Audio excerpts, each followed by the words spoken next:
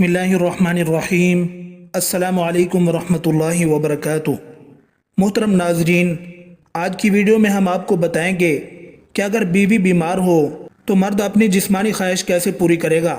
دوستو، آج کی ویڈیو میں ہم آپ کو احادیث کی روشنی میں یہ بھی بتائیں گے کہ بیٹا کس وجہ سے پیدا ہوتا ہے، اور یہ بھی بتائیں گے کہ بیٹی کس وجہ سے پیدا ہوتی ہے۔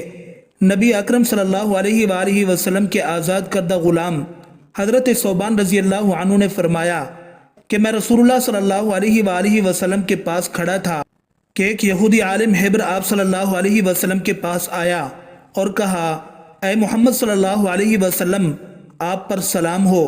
ثوبان رضی اللہ عنہ کہتے ہیں، میں نے اس کو اتنے زور سے دھکا دیا کہ وہ گرتے گرتے بچا۔ اس نے کہا، مجھے دھکا کیوں دیتے ہو؟ میں نے کہا، تم یا رسول اللہ کیوں نہیں کہتے؟ آپ صلی اللہ علیہ وسلم کو نام سے کیوں پکارتے ہو؟ یہودی نے کہا، ہم تو آپ کو اسی نام سے پکارتے ہیں جو آپ کے گھر والوں نے آپ کا رکھا ہے۔ تو رسول اللہ صلی اللہ علیہ وسلم نے فرمایا، یقیناً میرا نام محمد ہے صلی اللہ علیہ وسلم، جو میرے گھر والوں نے رکھا ہے۔ یہودی بولا، میں آپ سے کچھ پوچھنے آیا ہوں۔ رسول اللہ صلی اللہ علیہ وسلم نے اس سے فرمایا کہ اگر میں تمہیں کچھ بتاؤں تو کیا تمہیں اس سے فائدہ ہوگا؟ اس نے کہا، میں اپنے دونوں کانوں سے توجہ سے سنوں گا۔ تو رسول اللہ صلی اللہ علیہ وسلم نے ایک چھڑی جو آپ کے پاس تھی زمین پر آہستہ آہستہ ماری اور فرمایا، پوچھو۔ یہودی نے کہا، جس دن زمین دوسری زمین سے بدلے گی اور آسمان بھی بدل جائیں گے تو لوگ کہاں ہوں گے؟ رسول اللہ صلی اللہ علیہ وسلم نے فرمایا، وہ پل صراط سے ذرا پہلے اندھیرے میں ہوں گے۔ اس نے پوچھا، پل صراط پر سب سے پہلے کون لوگ گزریں گے؟ آپ نے فرمایا، فقراء، مہاجرین۔ یہودی نے پوچھا، وہ جنت میں داخل ہوں گے تو ان کو کیا پیش کیا جائے گا؟ تو آپ صلی اللہ علیہ وسلم نے فرمایا، مچھلی کے جگر کا زائد حصہ۔ اس نے کہا، اس کے بعد ان کا کھانا کیا ہوگا؟ آپ نے فرمایا، ان کے لیے جنت کا وہ بیل ذبح کیا جائے گا جو اس کے اطراف میں چلتا پھرتا ہے۔ اس نے کہا، اس کھانے پر ان کا مشروب کیا ہوگا؟ آپ نے فرمایا، اس جنت کے سلسبیل نامی چشمے سے۔ اس نے کہا، آپ نے سچ فرمایا۔ پھر کہا، میں آپ سے ایک ایسی چیز کے بارے میں پوچھنے آیا ہوں جسے اہل زمین سے محض ایک نبی جانتا ہے یا ایک دو اور انسان؟ آپ نے فرمایا، اگر میں نے تمہیں بتا دیا تو کیا تمہیں اس سے فائدہ ہوگا؟ اس نے کہا، میں کان لگا کر سنوں گا۔ اس نے کہا، میں آپ سے اولاد کے بارے میں پوچھ رہا ہوں۔ آپ نے فرمایا، مرد کا پانی سفید ہوتا ہے، عورت کا پانی زرد ہے۔ جب دونوں ملتے ہیں اور مرد کا مادہ منویہ عورت کی منی پر غالب آ جاتا ہے تو اللہ کے حکم سے دونوں کے ہاں بیٹا پیدا ہوتا ہے، اور جب عورت کی منی مرد کی منی پر غالب آ جاتی ہے تو اللہ عز و جل کے حکم سے دونوں کے ہاں بیٹی پیدا ہوتی ہے۔ میں نے کہا، آپ نے واقعی صحیح فرمایا، اور آپ یقیناً نبی ہیں۔ اور وہ پلٹ کر چلا گیا۔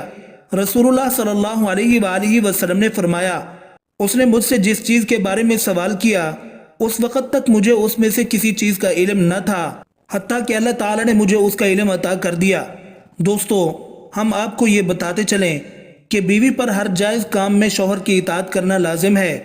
ان جائز کاموں میں سے ایک شوہر کا اپنی بیوی سے جائز طریقے کے مطابق ہم بستری کرنا ہے۔ بیوی کے لیے شرعی عذر یعنی ایام یا بیماری کے دوران یا شوہر کا حد اعتدال سے زیادہ ہم بستر ہونا جس کی بیوی میں طاقت نہ ہو، یا شوہر کی جانب سے تشکین شہوت کے لیے غیر فطری راستہ اختیار کرنے کا مطالبہ کرنا، ان کے بغیر ہم بستری سے شوہر کو روکنا شرعاً جائز نہیں۔ احادیث میں ایسی بیوی کے بارے میں سخت وعیدیں آئی ہیں۔ نیز شوہر کو بھی چاہیے کہ بیوی کی صحت، طبیعت، آزار اور مزاج کا خیال رکھتے ہوئے مباشرت کرے۔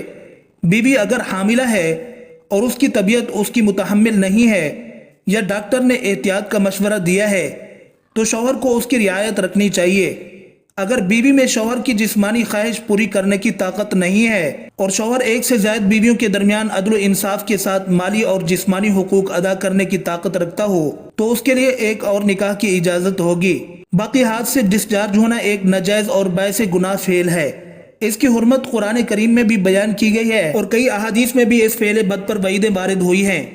ایک حدیث میں رسول اللہ صلی اللہ علیہ وسلم نے فرمایا، 7 لوگ ایسے ہیں جن سے اللہ تعالیٰ قیامت کے دن نہ گفتگو فرمائیں گے اور نہ ان کی طرف نظر کرم فرمائیں گے۔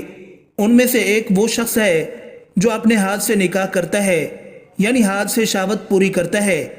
ایک اور حدیث میں ارشاد فرمایا گیا ہے کہ اپنے ہاتھ سے نکاح کرنے والا قیامت کے دن ایسی حالت میں آئے گا کہ اس کے ہاتھ حاملہ ہوں گے۔ اوپر جو صورت بیان کی گئی ہے، اس صورت میں مجبوری کے بنا پر اگر کسی پر شہوت کا اس قدر غلبہ ہو کہ ہاتھ سے ڈسچارج ہونے کے گناہ میں مبتلا ہونے کا اندیشہ ہو تو وہ درج ذیل صورتوں پر عمل کرے۔ نمبر 1، مالی استطاعت ہو اور بیویوں کے درمیان برابری پر قدرت ہو تو دوسری شادی کی کوشش کرے۔ نمبر 2، جب تک پہلی صورت ممکن نہ ہو تو بیوی سے ہم بستری یعنی دخول کے بغیر جسم سے لطف اندوز ہو کر تسکین شہوت کی تدبیر کر سکتے ہیں۔ نمبر 3، روزے رکھیں کیونکہ روزہ رکھنے سے شہوت مغلوب ہوتی ہے۔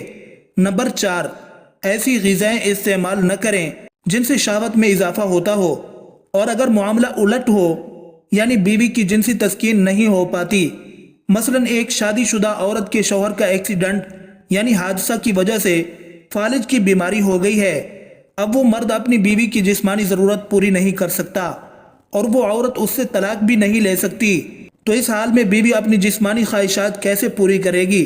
تو اس صورت میں عورت اپنی جسمانی خواہشات پر کنٹرول کرے، اور اگر یہ مشکل ہو اور گناہ میں مبتلا ہو جانے کا اندیشہ ہو تو شوہر سے طلاق یا خلو لے کر عدت کے بعد کسی اور سے نکاح کر لے۔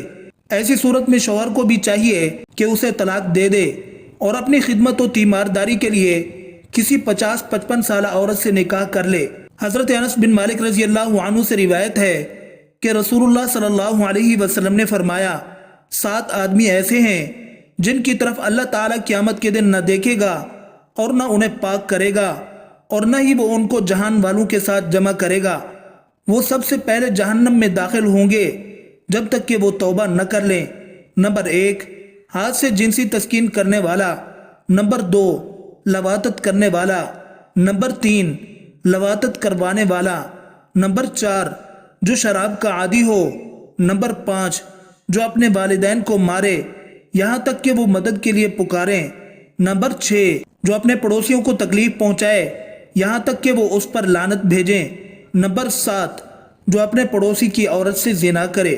اللہ تعالی ہم سب کو ان باتوں پر عمل کرنے اور اپنی زندگی سنوارنے کی توفیق عطا فرمائے۔ اللہ تعالی میرا سنانا اور آپ سب کا سننا قبول و منظور فرمائے۔